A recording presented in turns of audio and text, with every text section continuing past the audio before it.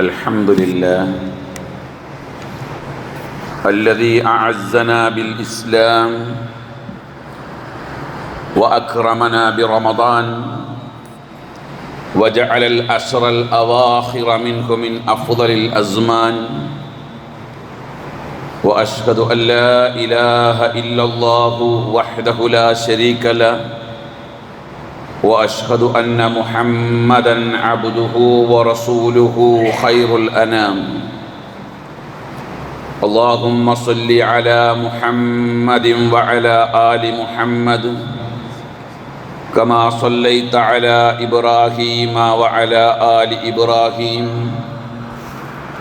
وبارك على محمد وعلى آل محمد كما باركت على إبراهيم وعلى آل إبراهيم إنك حميد مجيد يا أيها الذين آمنوا اتقوا الله حق تقاته ولا تموتن إلا وأنتم مسلمون يا أيها الناس اتقوا ربكم الذي خلقكم من نفس واحدة وخلق منها زوجها وبث منهما رجالا كثيرا ونساء واتقوا الله الذي تساءلون به والأرحام إن الله كان عليكم رقيبا أما بعد فإن خير الكلام كلام الله وخير السنن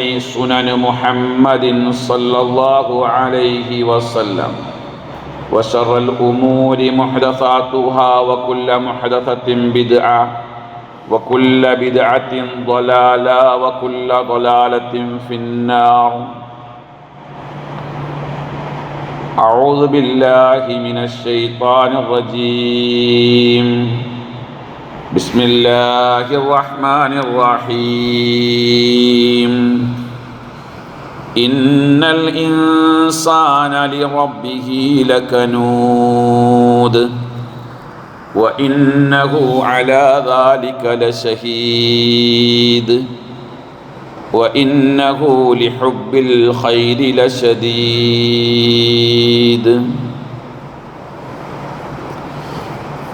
പ്രപഞ്ച സൃഷ്ടാവായ അള്ളാഹുവിൻ്റെ വിധിവിലക്കുകളും നിയമനിർദ്ദേശങ്ങളും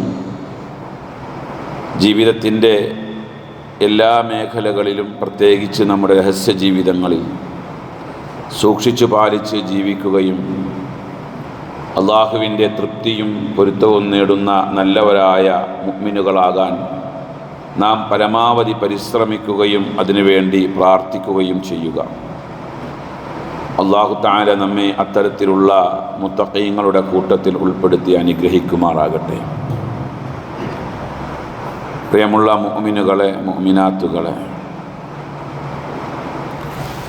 ഏറ്റവും ശാന്തമായ ഒരന്തരീക്ഷത്തിൽ പരിശുദ്ധമായ റമദാനിനെ അഭിമുഖീകരിച്ചു കൊണ്ടിരിക്കുന്ന ആളുകളാണ് നമ്മൾ.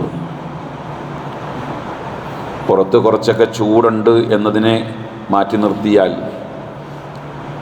മറ്റ് പ്രശ്നങ്ങളോ പ്രയാസങ്ങളോ ഒന്നും നമ്മളെ ബാധിച്ചിട്ടില്ല. നമ്മുടെ സഹോദരങ്ങൾ ഗസയിൽ പിടഞ്ഞ് വീണുകൊണ്ടിരിക്കുകയാണ്. അത് നോക്കി കണ്ടുകൊണ്ടാണ് റമദാനിൻ്റെ 20ാമത്തെ ദിവസത്തിലേക്ക് നമ്മൾ പ്രവേശിച്ചിട്ടുള്ളത്. നമ്മെ സംബന്ധിച്ചിടത്തോളം ഒരനുഗ്രഹീത കാലാവസ്ഥയിലും സാഹചര്യത്തിലുമാണ് എങ്കിൽ നമ്മൾ നമ്മുടെ സൗമിൻ്റെ നിലവാരത്തെ ഒന്ന് വിലയിരുത്തൽ ആവശ്യമായൊരു സമയമാണ്. കാരണം ഇനി 10 ദിവസങ്ങൾ കഷ്ടിച്ചു മാത്രമേ ബാക്കിയുള്ളൂ നമ്മുടെ മുമ്പിൽ. നമ്മുടെ നോമ്പ് ഏത് നിലവാരത്തിലാണ് എന്ന് ഒന്ന് വിലയിരുത്തി അതിൽ ഭേദഗതികൾ വരുത്തേണ്ടതുണ്ട് എങ്കിൽ അത് വരുത്താനുള്ള കുറഞ്ഞ സമയം ബാക്കി നിൽക്കുന്നു എന്നുള്ളതാണ് ഈ 3ാമത്തെ വെള്ളിയാഴ്ച ദിവസത്തിൻ്റെ പ്രത്യേകത. സലഫുകൾ 3 തരം നിലവാരത്തിലുള്ള നോമ്പുകാരെയാണ് കണക്കാക്കിയിട്ടുള്ളത്. അതിലൊന്നാം വിഭാഗക്കാർ സാദാ സീതാ നോമ്പുകാരാണ്. അത്താഴത്തിന് ഒരു 4-4:30 മണിയാകുമ്പോഴേക്ക് എഴുന്നേറ്റ് അത്താഴമൊക്കെ കഴിച്ച് കുറച്ചു നേരം ഖുർആൻ ഓതുകയോ മറ്റോ ഒക്കെ ചെയ്ത് സുബഹി നിസ്കരിച്ച് ചിലപ്പോൾ ഉറങ്ങും, ചിലപ്പോൾ ജോലിക്ക് പോകും. ഒരു പകലങ്ങനെ നോമ്പുകാരനായി കഴിഞ്ഞുകൂടി നോമ്പും തുറന്ന് തറാവീഹ് നിസ്കരിച്ച് ഭക്ഷണവും കഴിച്ച് കിടന്നുറങ്ങുന്ന ഒരു സാദാ സീതാ നോമ്പുകാരൻ. അതാണ് ഒന്നാമത്തെ നിലവാരം. രണ്ടാമത്തെ ഒരു നിലവാരമുണ്ട്. രണ്ടാമത്തെ നിലവാരം എന്ന് പറഞ്ഞാൽ VIP നിലവാരത്തിലുള്ള നോമ്പുകാരാണ്. ഭൗതികമായ കണ്ണുകൊണ്ടുള്ള VIP അല്ല കേട്ടോ, മറിച്ച് അള്ളാഹിൻ്റെ ദീനിൻ്റെ ചിട്ടാവട്ടത്തിനകത്ത് നിന്നുകൊണ്ടുള്ള ആ വർത്തമാനത്തിലുള്ള VIP ആയിട്ട് മാത്രം കണ്ടാൽ മതി. നോമ്പിൻ്റെ വിധിവിലക്കുകളെ കൃത്യമായി പാലിച്ചും മനസ്സിലാക്കിയും സൂക്ഷ്മത പാലിക്കേണ്ട ഇടങ്ങളിൽ സൂക്ഷ്മത പാലിച്ചും അവരുടെ ഓരോ അവയവങ്ങളെ പരമാവധി ശ്രദ്ധിച്ചും നോമ്പെടുക്കുന്ന ആളുകൾ, സംസാരത്തിലും പെരുമാറ്റത്തിലുമെല്ലാം അവർ സൗമിൻ്റെ ആളുകളായിരിക്കും, നോമ്പുകാരായിരിക്കും, VIP-ക്കാരായ നോമ്പുകാർ. നമുക്കിന്ന് ചർച്ച ചെയ്യാനുള്ളത് ഈ 2 വിഭാഗക്കാരെ പറ്റിയല്ല. നമുക്കിന്ന് ചർച്ച ചെയ്യാനുള്ളത് 3-ാം വിഭാഗം ആളുകളെ കൊണ്ടാണ്. 3-ാം വിഭാഗം ആളുകൾ എന്ന് പറഞ്ഞാൽ അവർ VVIP നോമ്പുകാരാണ്. എന്ന് പറഞ്ഞാൽ അവർ വയറുകൊണ്ട് നോമ്പ് പിടിക്കുന്നു, പട്ടിണി കിടന്ന് നോമ്പെടുക്കുന്നു. അവരുടെ ശരീരത്തിൻ്റെ എല്ലാ അവയവങ്ങളും സൗമിന് വിധേയമാണ്. അവർ കൈകൊണ്ട് ഹറാമുകൾ പ്രവർത്തിക്കാൻ തയ്യാറല്ല, കണ്ണുകൾ കൊണ്ട് ഹറാമുകൾ കാണാൻ തയ്യാറല്ല. അവരൊന്നും കേൾക്കാനോ വൃത്തികേടുകൾ കേൾക്കാനോ മോശത്തരത്തിലേക്ക് ശ്രദ്ധ തിരിക്കാനോ ഒന്നും അവർ തയ്യാറല്ല. അവർ പൂർണ്ണമായും സൗമിന് വിധേയമാകുന്ന ആളുകളാണ്. അവർക്കുള്ള ഏറ്റവും പ്രധാനമായ പ്രത്യേകത അവർ മനസ്സുകൊണ്ടും നോമ്പെടുക്കുന്നവരാണ്, ഹൃദയം കൊണ്ടും നോമ്പെടുക്കുന്ന ആളുകളാണത്. എങ്ങനെയാ ഹൃദയം കൊണ്ട് നോമ്പെടുക്കുക എന്ന് പറഞ്ഞാൽ, മനസ്സുകൊണ്ട് റബ്ബിനെ പറ്റിയുള്ള ചിന്ത മുറിയാതെ കൊണ്ടു നടക്കാൻ കഴിയുന്ന ആളുകൾ, VVIP പരിഗണനയിലുള്ള നോമ്പുകാരാണവർ. നമുക്കങ്ങനെയാകാൻ കഴിയണമെന്നുള്ളതാണ് എനിക്കിന്നത്തെ ഖുത്ബയുടെ ആമുഖത്തിൽ പറയാനുള്ളത്. നമ്മളൊക്കെ ത്യാഗം സഹിക്കുന്നുണ്ട്, ഒരുപാട് പ്രയാസങ്ങൾ അനുഭവിക്കുന്നുണ്ട്. പക്ഷേ ജീവിതത്തിൽ അല്ലാഹു തആല നമുക്ക് തന്ന ഈ അസുലഭ മുഹൂർത്തം അതൊരു വാക്കിൻ്റെ അലങ്കാരം മാത്രമായി കാണണ്ട.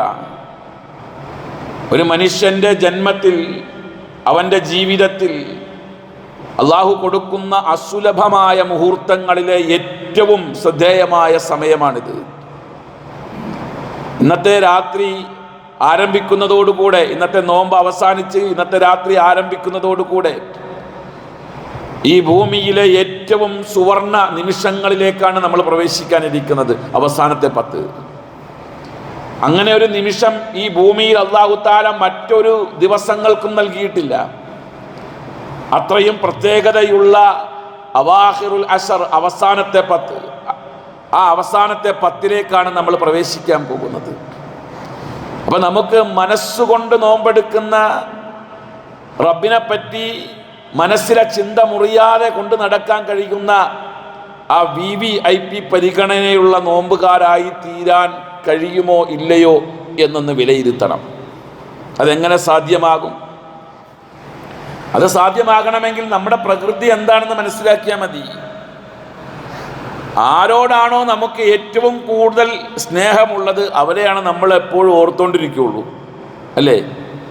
നിങ്ങൾക്ക് ഏറ്റവും കൂടുതൽ സ്നേഹം ഈ ഭൂമിയിൽ ആരെയാണോ അവരെ നിങ്ങളെപ്പോഴും ഓർക്കും. നമ്മുടെ റബ്ബിനെ ആത്മാർത്ഥമായി സ്നേഹിക്കുന്ന ആളുകളാണ് എങ്കിൽ റബ്ബിനെ പറ്റിയുള്ള ഓർമ്മ നമ്മുടെ മനസ്സിൽ നിന്ന് ഒരിക്കലും പോകൂല. VVIP പരിഗണനയിൽ ഉള്ള നോമ്പുകാരെ സംബന്ധിച്ചിടത്തോളം അവർ റബ്ബിനെ പറ്റിയുള്ള ചിന്ത അവരുടെ മനസ്സിൽ എപ്പോൾ മുറിയുന്നോ അപ്പോൾ അവർ പറയും, ഞങ്ങളുടെ ഖൽബിൻ്റെ നോമ്പ് മുറിഞ്ഞിരിക്കുന്നു എന്ന്. പച്ചവെള്ളം കുടിച്ചാൽ സാദാ സീതാ നോമ്പുകാരൻ പറയൂലോ എൻ്റെ നോമ്പ് മുറിഞ്ഞു എന്ന്. അതേപോലെയാണ് റബ്ബിനെ പറ്റിയുള്ള ചിന്ത കൽബിൽ നിന്ന് എപ്പോൾ ഇല്ലാതെയായി പോകുന്നുവോ ആ സമയത്ത് അവർ പറയും, എൻ്റെ കൽബിൻ്റെ നോമ്പ് മുറിഞ്ഞുപോയി, എൻ്റെ നോമ്പ് ഇവിടെ അസ്തമിച്ചിരിക്കുന്നു എന്ന് അവർ ചിന്തിച്ച് വിലപിക്കും. നമ്മൾ എപ്പോഴെങ്കിലും അള്ളാഹുവിനെ ആത്മാർത്ഥമായി സ്നേഹിച്ചിട്ടുണ്ടോ? ഞാൻ ഈ ചോദിക്കുന്നത് എൻ്റെ കൽബിൽ നിന്നുള്ള ചോദ്യമാണ്. നമ്മൾ എപ്പോഴെങ്കിലും നമ്മുടെ റബ്ബിനെ ആത്മാർത്ഥമായി സ്നേഹിച്ചിട്ടുണ്ട്? നമ്മുടെ എല്ലാത്തിനേക്കാളും വിശുദ്ധ ഖുർആൻ 9-ാം അധ്യായം സൂറത്തു തൗബയിലെ 24-ാമത്തെ വചനം പറയുന്നത് ഏറ്റവും ശ്രദ്ധേയമാണ്.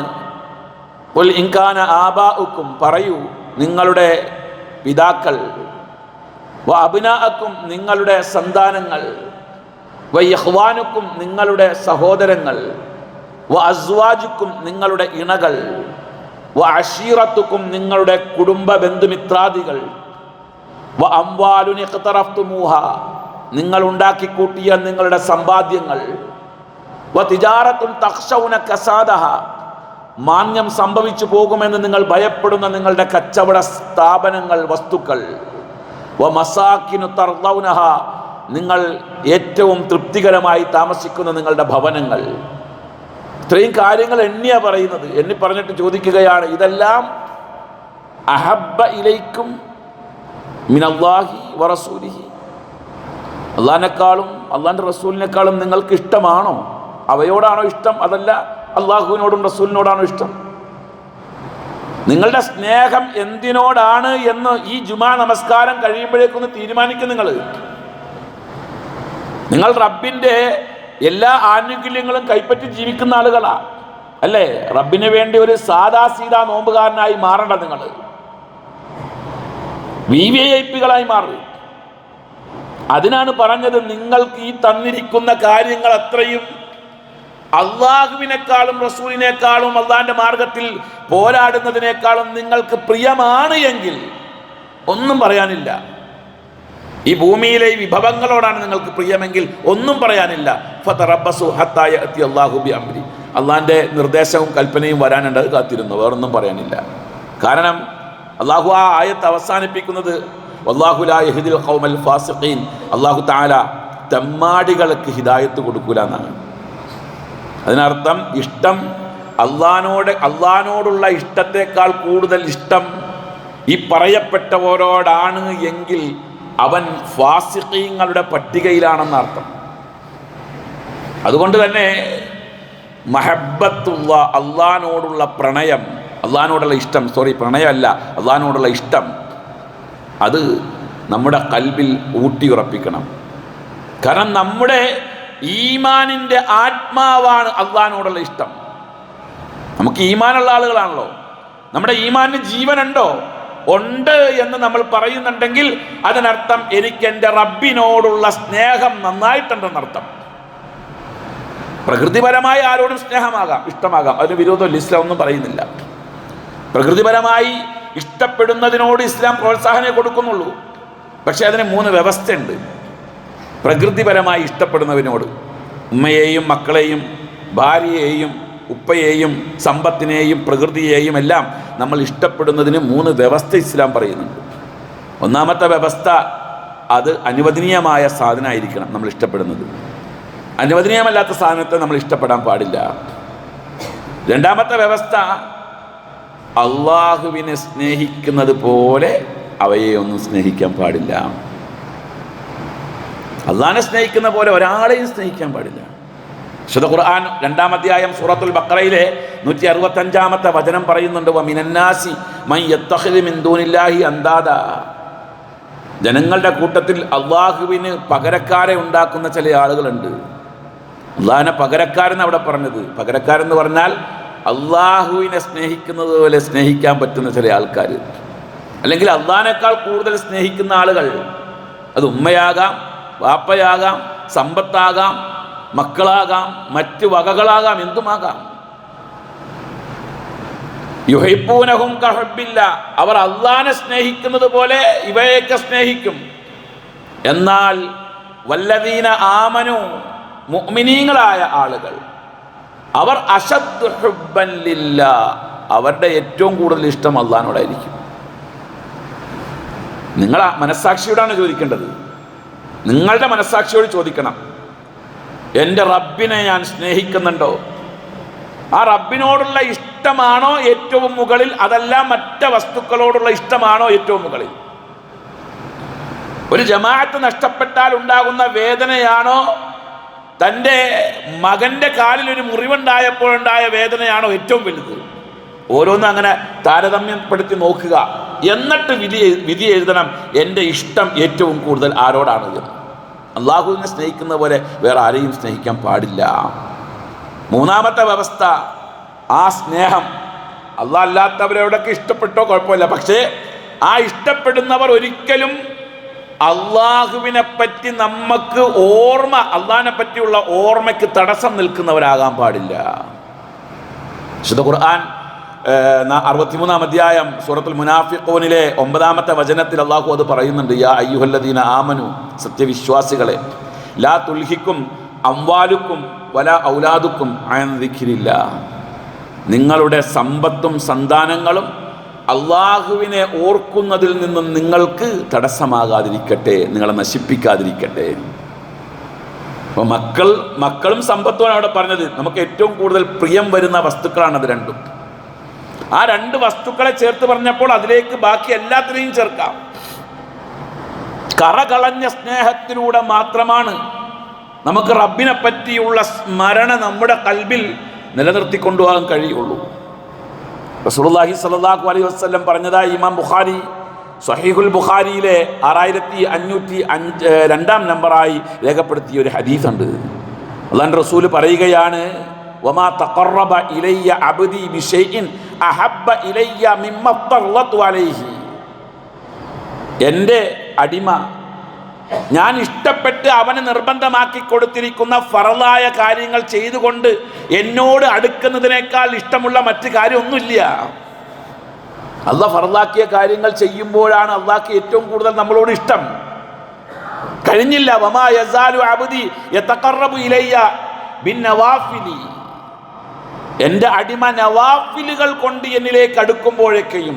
നവാഫിൽ എന്ന് പറഞ്ഞാൽ സുന്നത്തിൻ്റെ ഏറ്റവും താഴെപ്പടിയാണ്. സുന്നത്തിൻ്റെ ഏറ്റവും മേലെപ്പടി സുന്നത്താണ്. റസൂലുള്ളാഹി ഒരിക്കലും ഒഴിവാക്കാതെ ചെയ്ത സുന്നത്തുകൾ. പിന്നെ മുസ്തഹബാത്തുകളുണ്ട്, സുന്നത്തിൻ്റെ 2ാം പദവിയിലുള്ളതാണ് മുസ്തഹബാത്തുകൾ, റസൂലുള്ളാഹി ഇടയ്ക്കൊക്കെ ഒഴിവാക്കിയ സുന്നത്തുകൾ. മൂന്നാമത്തേതാണ് നവാഫിൽ. നവാഫിൽ എന്ന് പറഞ്ഞാൽ വല്ലപ്പോഴും റസൂലുള്ളാഹി ചെയ്തിരുന്ന സുന്നത്ത്. ആ വല്ലപ്പോഴും ചെയ്തിരുന്ന സുന്നത്തുകൾ പോലും ഒഴിവാക്കാതെ എൻ്റെ അടിമ എന്നിലേക്ക് അടുത്താൽ ഹത്താ ഉഹിബ്ബഹു, ഞാൻ അവനെ ഇഷ്ടപ്പെട്ടു പോകും, അല്ലാഹ് ഇഷ്ടപ്പെട്ടു പോകും. ഫൈദാ അഹ്ബബ്തുഹു, ഞാനെങ്ങാനും ഇഷ്ടപ്പെട്ടാൽ പിന്നെ ഉണ്ടാകുന്ന അവസ്ഥയാണ് ഞാൻ ആ പറഞ്ഞ VIP അവസ്ഥ. കുന്തു സംഅഹുല്ലദി യസ്മഉ ബിഹി, അവൻ കേൾക്കുന്ന കാര്യങ്ങളൊക്കെ എന്നെ പറ്റിയായിരിക്കും. വബസറഹുല്ലദി യുബ്സിറു ബിഹി, അവൻ കാണുന്ന കാര്യങ്ങളൊക്കെ എന്നെ പറ്റിയായിരിക്കും. വയദഹുല്ലദി യബ്തിഷു ബിഹാ, അവൻ എടുക്കുന്ന കാര്യങ്ങളൊക്കെ എൻ്റെ വിഷയങ്ങൾ മാത്രമാണ് അവൻ്റെ കൈ കൊണ്ട് എടുക്കുകയുള്ളൂ. വരിജ്ലഹുല്ലദി യംശി ബിഹാ, എനിക്ക് വേണ്ടിയായിരിക്കും അവൻ നടക്കുക കൂടുതൽ. അവനെങ്ങാനും വഇൻ സഅലനി, അവനെങ്ങാനും എന്നോട് വല്ലതും ചോദിച്ചാൽ ലഉതിയന്നഹു, ഞാൻ അത് അവന് കൊടുക്കും. വലഇൻ ഇസ്തആദനി, അവൻ എന്നോട് വല്ലതും കാവൽ തേടിയാൽ ലഉഈദന്നഹു, ഞാൻ അവന് ആ കാവൽ കൊടുക്കും, സംരക്ഷണം കൊടുക്കും. എന്നിട്ട് അള്ളാഹു പറയുന്നൊരു കാര്യമുണ്ട്, വമാ തറത്തു അൻ ഷൈഇൻ അന ഫാഇലുഹു തറത്തു അൻ നഫ്സിൽ മുഅ്മിനി. ഒരു മുഅ്മിനായ മനുഷ്യൻ അവൻ വെറുക്കുന്ന കാര്യങ്ങൾ, ഒരു വിഷയമുണ്ട്, ആ വെറുക്കുന്ന വിഷയം എന്നെ ചാഞ്ചല്യപ്പെടുത്തിയിട്ടുണ്ട്. അതെന്താ? അവൻ യക്റഹുൽ മൗത്ത്, മരണം അവൻ വെറുക്കുന്നുണ്ട്, അതെന്നെ ചാഞ്ചല്യപ്പെടുത്തിയിട്ടുണ്ട്. വന അക്റഹു മസാഅതഹു, അവനെ വിഷമിപ്പിക്കാൻ എനിക്ക് ഇഷ്ടവുമല്ല, പക്ഷേ അവനെ എന്നിലേക്ക് കൊണ്ടുവരാൻ അത് മാത്രമേ മാർഗമുള്ളൂ എന്ന് അള്ളാഹു പറയുന്ന ഒരു രംഗം ഖുദ്സിയായ ഹദീസാണ് ഇമാം ബുഖാരി രേഖപ്പെടുത്തിയത്. അള്ളാഹുവിലേക്ക് അടുക്കാനുള്ളതായ ഏറ്റവും നല്ല രീതികളാണ് പറഞ്ഞു തന്നത്. അടുക്കാൻ കഴിഞ്ഞിട്ടുണ്ട്, അത് ചില ആളുകൾക്ക് മാത്രമേ പറ്റുള്ളൂ, അല്ല എല്ലാവർക്കും പറ്റും. നമുക്കെല്ലാവർക്കും പറ്റുന്ന കാര്യം ഇസ്ലാം പറഞ്ഞിട്ടുള്ളൂ. ഇവിടെ ചില ആളുകൾക്ക് മാത്രം പറ്റിയ കാര്യമല്ല പറഞ്ഞിട്ടുള്ളത്. ആ നിലവാരത്തിലേക്ക് ഉയരാൻ 2 മാർഗം മതി, 2 മാർഗം. ഒന്നാമത്തെ മാർഗം എന്താണ്? അള്ളാഹിനെ പറ്റി ഒന്ന് പഠിക്കുക. നമ്മൾ റബ്ബിനെ പറ്റി പഠിക്കുക. പഠിച്ചിട്ടുണ്ടോ? എത്ര പേര് പഠിച്ചിട്ടുണ്ട് റബ്ബിനെ പറ്റി? മനുഷ്യരല്ലാത്ത സകലമാന ജീവികളും അള്ളാഹിനെ പറ്റി അറിയാം. മനുഷ്യന് മാത്രമേ അള്ളാഹിനെ പറ്റി അറിയാത്തുള്ളൂ. മുഅ്മിനീങ്ങളാണ്, അള്ളാഹിൻ്റെ ദീനിൻ്റെ അകത്ത് പ്രവർത്തിക്കുന്ന ആളുകളാണെന്നൊക്കെ പറഞ്ഞ് നടക്കുന്ന ആളുകൾക്ക് എത്ര പേർക്ക് അള്ളാഹുവിനെ പറ്റി ഡീപ്പായിട്ട് അറിയാം? അള്ളാഹു പറയുന്നുണ്ട് വിശുദ്ധ ഖുർആൻ 24-ാം അധ്യായം സൂറത്തുൻ നൂറിലെ 41-ാം വചനം, അലം തറ അന്നല്ലാഹ യുസബ്ബിഹു ലഹു മൻ ഫിസ് സമാവാതി വൽ അർദ്. ആകാശഭൂമിയിലുള്ള മുഴുവൻ വസ്തുവകകളും അള്ളാഹുവിനെ തസ്ബീഹ് ചെയ്തുകൊണ്ടിരിക്കുന്നത് നീ കണ്ടില്ലേ? വത്തൈറു സാഫാത്തിൻ, ചിറക് വിരിച്ച് അന്തരീക്ഷത്തിലൂടെ പറന്നു പോകുന്ന പക്ഷികൾ പോലും അള്ളാഹുവിനെ തസ്ബീഹ് ചെയ്യുന്നു. കുല്ലുൻ ഖദ് അലിമ സ്വലാത്തഹു വ തസ്ബീഹഹു, അവയ്ക്കെല്ലാം അള്ളാഹുവിനുള്ളതായ ആരാധനയുടെയും തസ്ബീഹിൻ്റെയും രൂപമറിയാം. അള്ളാഹിനെ അവർക്കറിയാം. ഇനിയുമുണ്ട് അതിലേക്ക് ചേർത്ത് വായിക്കാൻ നിരവധി ആയത്തുകൾ. ആകാശഭൂമിയിൽ മനുഷ്യരൊഴിച്ച് ബാക്കിയെല്ലാം അള്ളാഹിനെ നന്നായിട്ടറിയാം. അതുകൊണ്ട് തന്നെ അള്ളാഹുവിനെ പറ്റി പഠിക്കുക എന്നുള്ളതാണ്. അള്ളാഹുവിൻ്റെ നാമങ്ങൾ, വിശുദ്ധ ഖുർആനിൽ വന്നിരിക്കുന്ന നാമങ്ങൾ, അള്ളാഹുവിൻ്റെ വിശേഷണങ്ങൾ പരിശുദ്ധ ഖുർആനിലും സ്വഹീഹായ ഹദീസുകളിലും വന്നിരിക്കുന്നത്. ഒരാളെ നമുക്ക് സ്നേഹിക്കാൻ എന്ത് യോഗ്യതയുണ്ടോ ആ യോഗ്യതയുടെ പൂർണ്ണത ലഭിച്ചവനാണ് നമ്മുടെ റബ്ബ്. ഏത് യോഗ്യതയിലാണ് ഒരാളെ സ്നേഹിക്കുന്നത്? സൗന്ദര്യത്തിൻ്റെ പേരിലാണോ? ലോകത്ത് പ്രപഞ്ചത്തിൽ ഏറ്റവും കൂടുതൽ സൗന്ദര്യപരമായ വസ്തുക്കളെ സംവിധാനിച്ച റബ്ബിനെ പറ്റി പറയുന്നു ഇന്നല്ലാഹ ജമീലുൻ, അല്ലാഹു സുന്ദരനാണ്. യുഹിബ്ബുൽ ജമാൽ, അവൻ സൗന്ദര്യത്തെ ഇഷ്ടപ്പെടുന്നു. അതല്ല കരുത്താണോ? അതും റബ്ബിനുണ്ട്. അതിൻ്റെ പൂർണ്ണതയാണ് റബ്ബിന്. സമ്പത്താണോ? അതിൻ്റെ പൂർണ്ണതയാണ് റബ്ബിന്. നമ്മളൊക്കെ അതിൻ്റെയൊക്കെ ട്രസ്റ്റുകൾ മാത്രമാണ്. പൂർണ്ണത റബ്ബിനാണ്. അതുകൊണ്ട് തന്നെ ആ റബ്ബിനെ പറ്റി നമ്മൾ ചിന്തിച്ച് പഠിച്ച് ആ റബ്ബിനെ സ്നേഹിക്കുക. അതാണ് ഒന്നാമത്തെ മാർഗം. രണ്ടാമത്തെ മാർഗം എന്താ? ആ റബ്ബ് നമുക്ക് തന്നിരിക്കുന്ന അനുഗ്രഹങ്ങളെ പറ്റി നമ്മൾ ചിന്തിക്കുക. അല്ലാഹു പറഞ്ഞില്ലേ, വഅസ്ബഗ അലൈക്കും നിഅമഹു ളാഹിറത്തൻ വബാത്തിന, പ്രത്യക്ഷമായും പരോക്ഷമായും അല്ലാഹു നിങ്ങൾക്ക് ഒരുപാട് നിഅമത്തുകൾ തന്നിട്ടുണ്ട്. വആതാക്കും മിൻ കുല്ലി മാ സഅൽതുമൂഹു, നിങ്ങൾ ചോദിച്ചതെല്ലാം അല്ലാഹു നിങ്ങൾക്ക് തന്നിട്ടുണ്ട്. സംശയമുണ്ടോ? സംശയമുണ്ട് എങ്കിൽ വഇൻ തഉദ്ദു നിഅമത്തല്ലാഹ്, അവൻ തന്ന നിഅമത്തുകളൊന്ന് എണ്ണി നോക്കൂ. ജനിച്ച കാലം മുതൽ മാത്രം എണ്ണിയാൽ മതി. അതിൻ്റെ ഈ മുമ്പ് അവസ്ഥയുണ്ട്. ഉമ്മയുടെ ഗർഭപാത്രത്തിൽ ഒരു ഹാർട്ട് ബീറ്റായി രൂപപ്പെട്ടൊരു കാലഘട്ടമുണ്ട്. തുടക്കം അതാണല്ലോ. അവിടം മുതൽ ഒന്നുമല്ലാത്തൊരവസ്ഥയിൽ വളർന്ന് വലുതായി ഈ ഭൂമിയിലേക്ക് വന്ന ആ കാലം അങ്ങ് ബോധപൂർവം മാറ്റിവെക്കാം. എന്നിട്ട് ജനിച്ചു വീണ അന്ന് മുതൽ ഇന്ന് വരെയുള്ള ഈ 50 കൊല്ലം, ഈ 40 കൊല്ലം, 30 കൊല്ലം, 60ഉം 70ഉം കൊല്ലം ഈ ഭൂമിയിൽ കഴിച്ചു കൂട്ടിയപ്പോൾ അള്ളാഹു നിനക്ക് തന്നിരിക്കുന്ന അനുഗ്രഹങ്ങൾ അതറിയണമെങ്കിൽ വഫി അൻഫുസിക്കും, നിങ്ങൾ നിങ്ങളിലേക്കൊന്ന് നോക്കൂ. അഫലാ തുബ്സിറൂൻ, നിങ്ങളിലേക്കൊന്ന് തിരിഞ്ഞു നോക്കൂ, ഉള്ളിലേക്ക് നോക്ക്. അപ്പം നിങ്ങൾക്ക് കാണാം. ശ്വസിക്കുന്ന വായുവിൻ്റെ കണക്കെടുത്ത് നോക്കിയിട്ടുണ്ടോ? ചോദിച്ചിട്ടാണോ തന്നത്? ആണോ? ചോദിച്ചിട്ടാണോ നിങ്ങൾക്ക് ശ്വസിക്കുന്ന വായു തന്നത്, ഓക്സിജൻ തന്നത്? അല്ല, ചോദിക്കാതെ തന്നത്. ചോദിക്കാതെ തന്ന ഓക്സിജൻ, ആ കണക്ക് അല്ലാഹു പറയുന്നില്ല ഇവിടെ. അതിങ്ങനെ ശ്വസിച്ചുകൊണ്ടിരിക്കുന്നു. ഈ നിമിഷം അത്രയും എപ്പോഴെങ്കിലും അത് നിലച്ചു പോയിട്ടുണ്ടോ? നിങ്ങൾക്ക് ശ്വസിക്കാൻ, അകത്തേക്ക് ഓക്സിജൻ എടുക്കാനുള്ള പെർമിഷൻ ഫ്രീ ആയിട്ട് തന്നിരിക്കുന്നു. എന്നാൽ അത് പുറത്തേക്ക് തള്ളാൻ എന്നോട് അനുവാദം വാങ്ങിക്കണം എന്നെങ്ങാനും അള്ളാഹു വ്യവസ്ഥ വെച്ചിരുന്നെങ്കിൽ എന്തായിരിക്കും അവസ്ഥ? ചിന്തിച്ചു നോക്കിയിട്ടുണ്ടോ? ഡൽഹിയിലൊക്കെ എല്ലാ കൊല്ലവും അവിടെ ഒരു അന്തരീക്ഷ മലിനീകരണം ഉണ്ടാകാറുണ്ട്. അവിടെയുള്ള അടുത്തുള്ള 2 സംസ്ഥാനങ്ങളിൽ കർഷകർ അവരുടെ കൃഷിക്ക് ശേഷം, വിളവെടുപ്പിന് ശേഷം വേസ്റ്റ് കത്തിച്ചിട്ടും അതേപോലെ ആഘോഷങ്ങളുടെ ഭാഗമായി പടക്കം പൊട്ടിച്ചിട്ടും മറ്റുമെല്ലാമായി ഡൽഹിയിൽ എല്ലാ കൊല്ലവും അന്തരീക്ഷ മലിനീകരണം ഉണ്ടാകാറുണ്ട്. ഈ അന്തരീക്ഷ മലിനീകരണ സമയത്ത് നമുക്കൊക്കെ നാട്ടിൽ 10-15 രൂപ കൊടുത്താൽ മിനറൽ വാട്ടറിൻ്റെ ബോട്ടിൽ കിട്ടുന്നത് പോലെ അവിടെ ഓക്സിജൻ സിലിണ്ടറുകൾ കിട്ടും. 1 മണിക്കൂർ ഉപയോഗിക്കാനുള്ള ഓക്സിജൻ സിലിണ്ടറുകൾ കിറ്റുകൾ കിട്ടും. അവിടുത്തെ റേറ്റ്, ഈ കഴിഞ്ഞ കൊല്ലത്തെ റേറ്റ് എത്രയായിരുന്നു അറിയാമോ? 3000 രൂപയാണ്. 1 മണിക്കൂർ ശ്വസിക്കാനുള്ള ഓക്സിജന് 3000 രൂപ. ഒന്ന് കണക്കൂട്ടി നോക്ക്. അപ്പം 24, 1 മണിക്കൂർ ശ്വസിക്കാനുള്ള ഓക്സിജന്റെ 3000 രൂപയെ 24 കൊണ്ടൊന്ന് ഗുണിച്ചു നോക്കുക. 24 മണിക്കൂർ ഒരു മനുഷ്യൻ ശ്വസിക്കുന്ന ഓക്സിജന്റെ വില 72,000 രൂപ. കഴിഞ്ഞോ? ആ 24 മണിക്കൂറിനെ വീണ്ടും ഒന്ന് ഗുണിച്ചു നോക്കുക 365ലേക്ക്. അങ്ങനെ ഗുണിക്കുമ്പോൾ 2,65,80,000 രൂപയാണ് ഒരു കൊല്ലം നമ്മൾ ശ്വസിക്കുന്ന ഓക്സിജന്. അത് വീണ്ടും ഗുണിക്കുക നമ്മുടെ ഏജുമായിട്ട് കണക്കൂട്ടിക്കൊണ്ട്. അപ്പം എത്ര ഉണ്ടാകും? എപ്പോഴെങ്കിലും അതിൻ്റെ കണക്ക് റബ്ബ് നമ്മളോട് ചോദിച്ചിട്ടുണ്ടോ? ചോദിച്ചിട്ടില്ല. നമ്മൾ ഫ്രീ ആയി ശ്വസിക്കുന്നു, അത് ഫ്രീ ആയി പുറത്തേക്ക് തള്ളുന്നു. അതാണ് അല്ലാഹു പറഞ്ഞത്, അവന്റെ നിഅമത്തുകൾ അലം നജ്അൽ ലഹു ഐനൈൻ, 2 കണ്ണ് തന്നില്ലേ, വലിസാനൻ നാവ് തന്നില്ലേ, വശഫത്തൈൻ 2 ചുണ്ട് തന്നില്ലേ, വഹദൈനാഹു നജ്ദൈൻ രക്ഷയുടെ 2 മാർഗങ്ങളിലേക്ക് നിങ്ങളെ എത്തിച്ചു തന്നില്ലേ, ഹിദായത്ത് തന്നില്ലേ? ചോദ്യമാണ്. ചിന്തിച്ചിട്ടുണ്ടോ? 48 വയസ്സ് വരെ ഈ കണ്ണട എനിക്ക് ഉപയോഗിക്കേണ്ടി വന്നിട്ടില്ല. ഈ പ്രപഞ്ചത്തിന്റെ മനോഹാരികത എത്രയോ ഭംഗിയായി ഞാൻ ആസ്വദിച്ച് 2 കൊല്ലം മുമ്പ് ഇതെന്റെ മുഖത്തേക്ക് വെക്കേണ്ടി വന്നു. കാഴ്ചക്ക് മങ്ങലേറ്റപ്പോൾ പരിതപിക്കാൻ തുടങ്ങി. 48 കൊല്ലം ഒരു മറയുമില്ലാതെ ഈ പ്രപഞ്ചം ഒരു മങ്ങലുമില്ലാതെ കണ്ടപ്പോൾ അതിനെപ്പറ്റി ഓർക്കാൻ കഴിഞ്ഞില്ല. ഓർക്കണം ഓരോ അവയവങ്ങളെ പറ്റിയും, ഓരോ ബോഡി പാർട്സുകളെ പറ്റിയും ചിന്തിച്ചു നോക്കണം. അതിനുള്ള പ്രവർത്തനങ്ങൾ എത്രമാത്രം ശക്തമാണ് എന്ന്. അതുകൊണ്ട് തന്നെ ഉപകാരം ചെയ്തു തന്നവനെ പറ്റി ഓർക്കുക എന്ന മനുഷ്യന്റെ ഒരു പ്രകൃതിയുണ്ട്. ആ പ്രകൃതത്തെ റബ്ബിന്റെ വിഷയത്തിൽ ഇല്ലാതെയാക്കി കളഞ്ഞു. നിങ്ങളൊന്ന് ആലോചിച്ച് നോക്ക്. നിങ്ങൾ റോട്ടിലേക്ക് ഇറങ്ങി നിന്നപ്പോൾ, വാഹനം കിട്ടാതെ നിൽക്കുമ്പോൾ ഒരാൾ വന്നിട്ട് എവിടേക്കാണ്? വളാഞ്ചേരിക്കാണ് അല്ലെങ്കിൽ പുത്തനത്താണിക്കാണ്.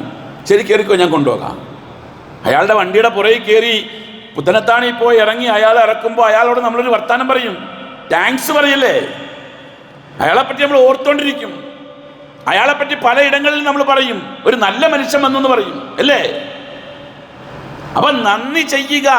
നമുക്ക് ഒരു ഉപകാരം, ചെറിയ ഉപകാരം ചെയ്തു തന്നാണ്. അയാൾ വണ്ടി തന്നിട്ടില്ല നമുക്ക്, അയാളുടെ വാഹനം തന്നിട്ടില്ല നമുക്ക്, ജസ്റ്റ് ഒന്ന് കയറ്റി ഇരുത്തി കൊണ്ടുപോയിട്ടുള്ളൂ. അയാൾക്കൊരു നഷ്ടമില്ല അതുകൊണ്ട്.